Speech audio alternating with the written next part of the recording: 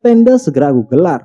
Dava dan Yusuf mengganti bajunya yang basah oleh keringat dengan baju kering dan memakai baju hangat. Kopi hitam siap diseduh. 2 bocil makan malam dengan nasi bungkus beli di warung kopi tadi. Tim terakhir ditunggu hampir 2 jam belum nongol. Signal HP tak bersahabat. Cak Mat cemas karena yang belum muncul teman-temannya yang belum pernah bolang. Akhirnya dia bergerak turun mencari tim paling belakang. Cak Mat khawatir dengan belum hadirnya teman-teman yang dia ajak karena mereka pada belum pernah melakukan pendakian. Dengan sangat terpaksa dia balik turun setelah menggelar tendanya. Mbah Arul kolaborasi dengan Herman buka tenda di sebelah bawah tenda yang aku gelar. Herman dijadikan bahan bulian rupanya karena terdengar selalu menyumput dan Simbah cengengesan. 3 tenda sudah berdiri sempurna. Simbah menyelinap ke dalam gelapnya belantara. Aku sudah hafal, pasti Mbah mencari ranting kering untuk api unggun. Biarin saja, aku konsentrasi pada proses seduh kopi hitam. Kopi hitam kawan setia yang tak pernah ingkar rasa. Pahitnya adalah penyemangat kehidupan. Kopi hitam tersaji sudah. Simbah muncul dari lebatnya hutan yang gelap dengan memanggul seikat ranting kering yang dipungut satu persatu. Selanjutnya ditata rapi siap dibakar untuk mengusir dinginnya malam. Dengan keusilannya asap diarahkan ke dalam tenda yang ditempati oleh Herman. Herman terbatuk-batuk dan mengumpat sangat jengkel. Ritualnya untuk tidur awal gagal total. Singkat cerita, Cak Mat sudah menemukan rombongan paling belakang yang nyaris mengarah ke puncak batu tulis. Jono kelihatan sangat kelelahan. Kantong plastik yang berisi nasi bungkus segera dibuka dan disikat habis. Peluh bercucuran dan terikan panas terdengar memburu tak teratur. Cak Mat sodorkan secangkir kopi hitam. Seruput perlahan sambil pejamkan mata. Ternyata Joko memperhatikan setiap gerakan yang dilakukan si Jono. Geleng kepala dan melangkah turun ke api unggun. Iya Sam, ternyata gak biasa naik gunung orang itu. Bisiknya di telingaku. Kubalas hanya dengan senyuman. Joko pun nyengir. Dingin malam mulai menyapa mesra. Semua sudah mulai merapat ke dalam tenda. Tinggal berdua dengan Mbah Arul di depan api unggun. Ngobrolin bagaimana ke depannya jalur Bukit Sintong. 2 bocil sudah bobo dengan bahagianya. Joko menyusul dengan alunan vals ngoroknya. Cak Mat masih asik ngobrol dengan Yaki dan Taufik Jowo. Sementara si Jono sudah terlelap manja. Di tenda bawah Herman menikmati alunan mesra musik dangdut yang selalu mendayu gelisah.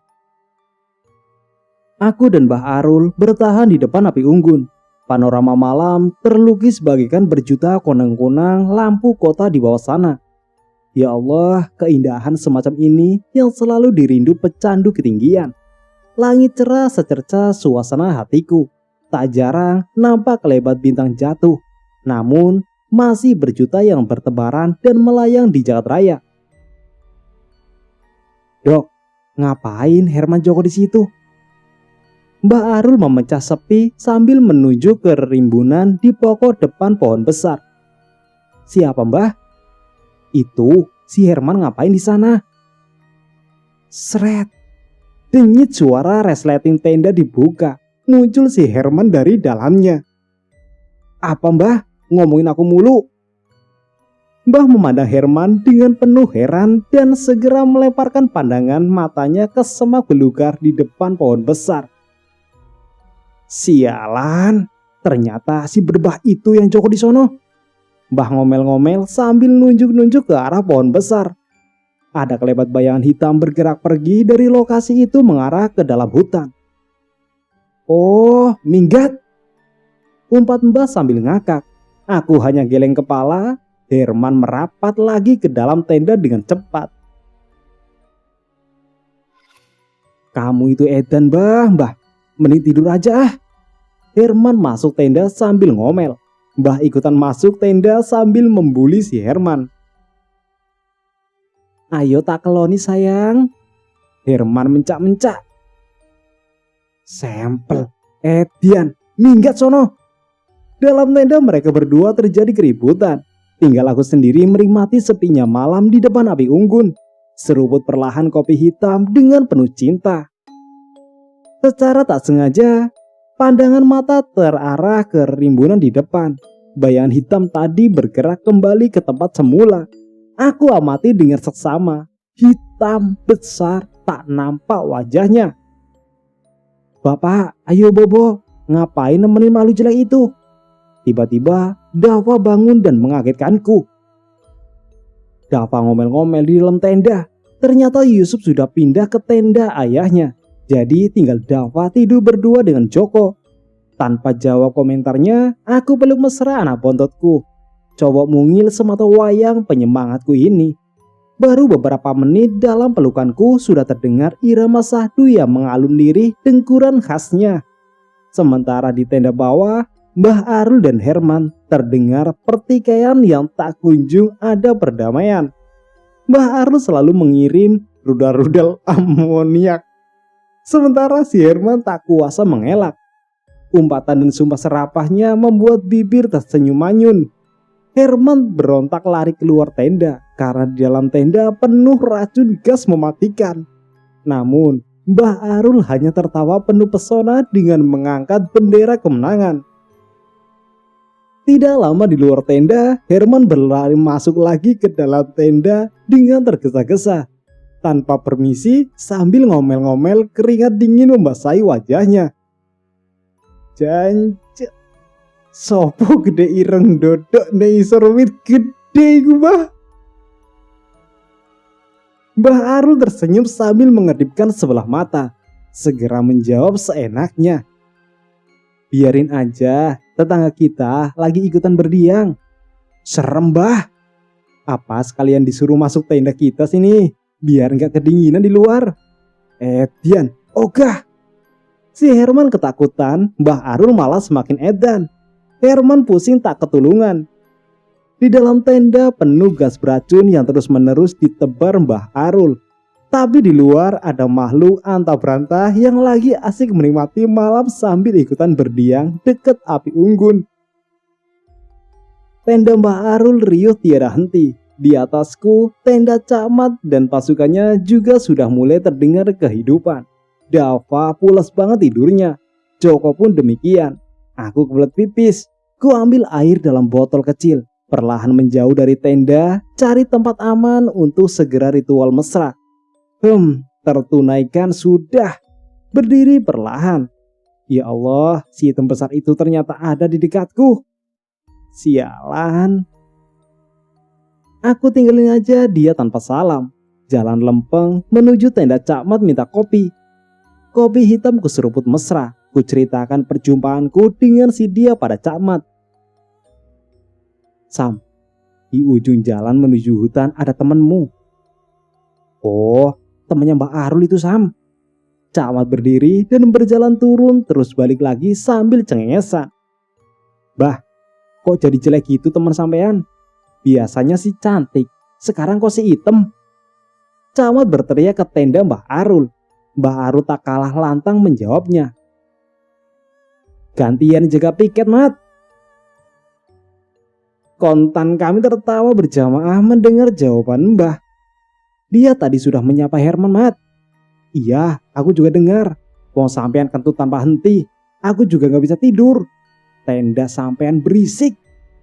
Herman ngakak bahagia karena tetangganya ternyata tak bisa tidur juga. Singkat cerita, malam telah berlalu. Berganti pagi yang hadir bersama segarnya udara gunung.